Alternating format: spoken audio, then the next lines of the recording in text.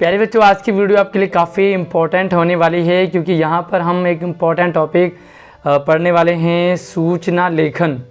सूचना लेखन रचनात्मक लेखन के अंतर्गत आता है और ये CBSE के 9th क्लास में पूछा जाता है, बट इसे दूसरे बोर्ड में कई जगह 8वीं, कई जगह 9th और कई जगह 10th में ये एग्ज़ाम में पूछा जाता है। 5 नंबर का ये प्रश्न होता है। तो आइए देखते हैं कि सूचना लेखन कैसे लिखते हैं, कौन सी बातों का ध्यान रखना होता है इजीली। तो फटाफट से शुरू करें। इससे पहले प्लीज़ वीडियो को लाइक मेरे लिए, शेयर अपने दोस्तों के लिए और अपने लिए चैनल को सब्सक्राइब जरूर करके रखें ताकि इन फ्यूचर आने वाली सारी अपडेट आपको लगातार मिलती रहे। तो सबसे पहले हम बात करते हैं, तो सबसे पहले हम देखते हैं कि सूचना लेखन होता क्या है। उसके बाद हम इसके मुख्य भाग हैं, बिंदु हैं और एक प्रारूप यानी कि पैटर्न भी आपके साथ शेयर करेंगे। कोई भी सूचना या तो लिखित रूप से लिखी जाती है या मौखिक।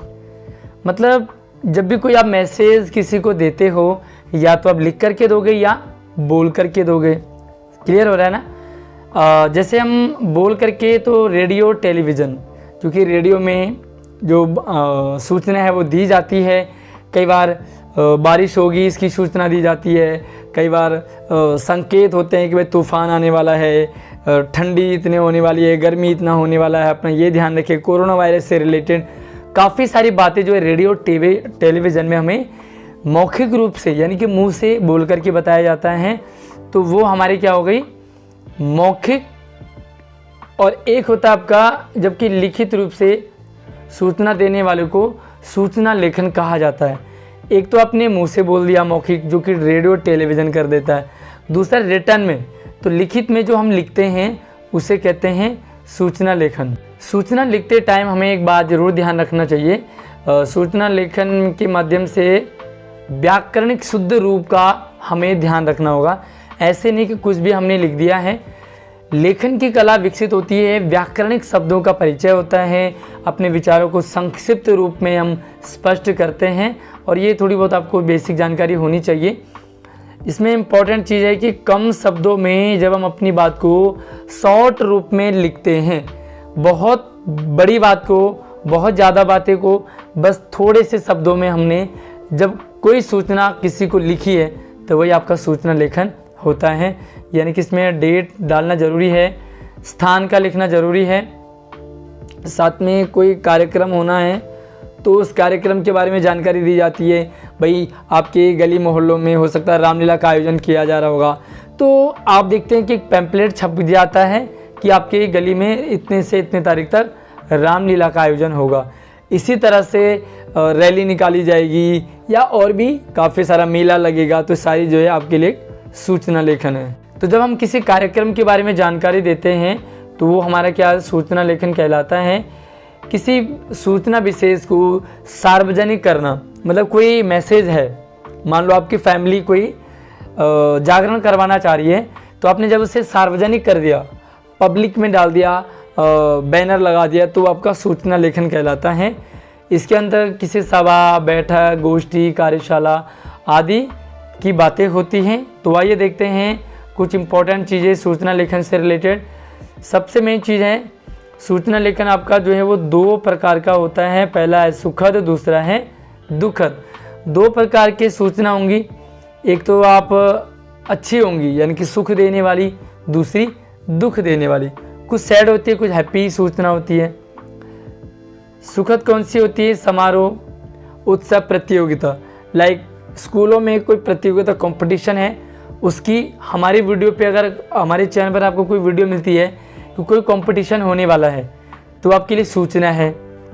कोई छुट्टियां होने वाली है तो ये सूचना है।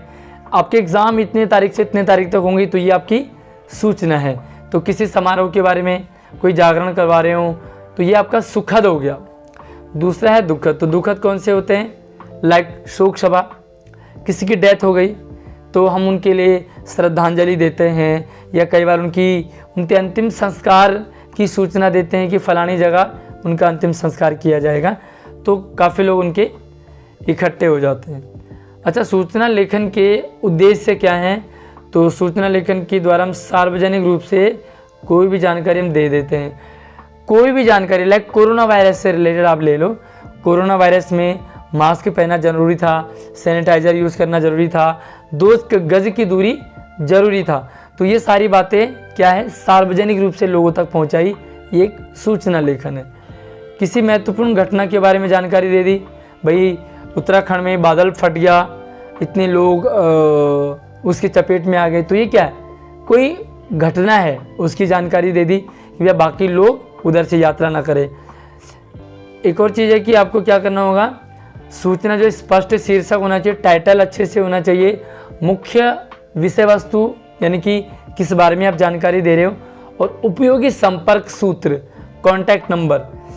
मान लो कहीं बाढ़ आ गई है तो अपनी जानकारी दे दी, साथ में ये भी लिख दिया कि किसी भी प्रकार की समस्या के लिए या सहयोग के लिए इस नंबर पर टोल फ्री आप संपर्क कर सकते हैं। राइट, अब हम देखते हैं सूचना लेखन में ध्यान रखने योग्य बातें कौन सी है। तो पहले 3-4 वाक्यों से ज़्यादा नहीं होना चाहिए। सूचना लेखन आपका सिर्फ 3 या 4 लाइन, ज़्यादा बड़ा लंबा चौड़ा नहीं लिखना है। दूसरा है सूचना की जो लिखावट है ना वो स्पष्ट होनी चाहिए, सुंदर राइटिंग होनी चाहिए। ऐसा ना हो कि आपने पता नहीं क्या लिखा और वो क्या लोग पढ़ रहे हैं, है ना। आपने लिखा कि कोई कंपटीशन है, पता लगा मैसेज लोगों तक सही से डिलीवर हो ही नहीं पाया और लोग उस कंपटीशन में पार्टिसिपेट नहीं कर पाए। इसीलिए सारी जानकारी मैं आपको अपने चैनल पर देता हूँ। चैनल को सब्सक्राइब जरूर करके रखिए ताकि सारी सूचना आपको लगातार मिलती रहे। सूचना तथ्यों से युक्त और स्पष्ट होनी चाहिए। भाई मैंने आपको कह दिया कि कंपटीशन है, लाइक बहुत जल्दी NMMS का एग्ज़ाम होगा, NTSC का होगा और MBPP का होगा। अब सोचो कि ये तीनों एग्ज़ाम हो ही ना और मैं अभी बोलता जाऊँ, तो ये क्या स्पष्ट नहीं है और ना ही वैलिड है। तो ऐसी सूचना ना हो जो गलत हो, सही सूचना दे।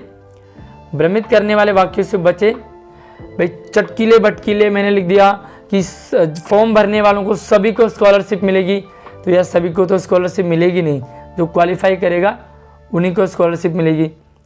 सूचना देने वाले का नाम और स्पष्ट जानकारी होनी चाहिए। ये कंपटीशन कौन करवा रहा है, इसमें क्या होगा, सारी जानकारी स्पष्ट होनी चाहिए, कोई भटकीला नहीं होना चाहिए। काफ़ी सारे वीडियोज आप देखते होंगे जिसमें डराया जाता है बच्चों को, बड़ा चौंका दिया जाता है, भ्रमित कर दिया जाता है, तो बच्चे कंफ्यूज हो जाते हैं। आप ज़रूर कमेंट करके बताएं कि ऐसे कौन कौन से चैनल हैं जहां पर आपको इस तरह किसी भी बात को बढ़ा चढ़ा करके या चटकीला भ्रमित किया जाता है। आपको कमेंट में ज़रूर बताएं। सूचना की भाषा क्या होनी चाहिए, सरल, स्पष्ट, प्रभावी और औपचारिक होनी चाहिए। सूचना, अब क्या सूचना देने की लेखन की विशेषताएं बताएंगे, क्या क्वालिटी होनी चाहिए। सबसे पहला है इसे अन्य पुरुष में लिखा जाता है, मतलब थर्ड पुरुष के अकॉर्डिंग यहाँ पे लिखा जाता है, यानी कि सभी को सूचित किया जाता है कि, सभी से अनुरोध है कि, मतलब नहीं फर्स्ट पर्सन नहीं सेकंड पर्सन, थर्ड पर्सन को मतलब उसमें लिखा जाता है कि कोई भी इसमें भाग ले सकता है या कोई भी इसमें आ सकता है। इसकी भाषा अपनी अलग विशेषता होती है, भाषा स्पष्ट होनी चाहिए। अगला है भाई भाषा जो है वो उसकी क्या, सूचना पूर्ण होनी चाहिए। मैंने आपको किसी कंपटीशन के बारे में बताया और उसमें यही नहीं बताया कि फॉर्म भरेंगे कैसे, या उसकी लास्ट डेट है, स्टार्टिंग डेट कब है, या आप कैसे भरोगे, तो वो सूचना नहीं कहलाई जाएगी। और ऐसे चैनल से आपने बच के रहना है जहाँ पर आपको प्रॉपर जानकारी नहीं मिलती है। दूसरा है इसमें गागर में सागर भरने की बातें हों, मतलब कम शब्दों में ज़्यादा बातें क्लियर हो रही हो आपको। ऐसा नहीं कि आपने वीडियो तो देखी 15 मिनट की और समझ आपको कुछ भी नहीं आया, लेकिन इसके लिए आपको वीडियो देखना भी ज़रूरी होता है। तो ये आपके लिए सूचना लेखन। अब एक प्रश्न देखते हैं किस तरह से आपके पास प्रश्न आएंगे। यहाँ पे आप देखो, विद्यालय के वार्षिकोत्सव समारोह के आयोजन के लिए आपको संयोजक बनाया गया है। स्कूल एनुअल फंक्शन है, आप इसके ऑर्गेनाइजर हो, यानी कि आप ही ऑर्गेनाइज कर रहे हो। विद्यालय की ओर से सभी विद्यार्थियों के लिए 80 शब्दों का एक सूचना तैयार कीजिए। आपको एक नोटिस बनाना है कि जो आपका एनुअल फंक्शन है वो किस डेट को होगा, क्या क्या इसमें फंक्शन होंगे, कौन कौन सी मुख्य बातें हैं, तो वो आपको यहाँ पर बतानी है। सबसे 3 चीज़ें यहाँ पर देखी जाती है, औपचारिकताएं, भाषा और विषय वस्तु। फॉर्मेलिटी पूरी होनी चाहिए, डेट वगैरह, टाइम वगैरह। विषय यानी कि सब्जेक्ट, कॉन्सेप्ट सही होना चाहिए। भाषा सरल हो तो आपको 5 नंबर किस बेस पे मिलेंगे?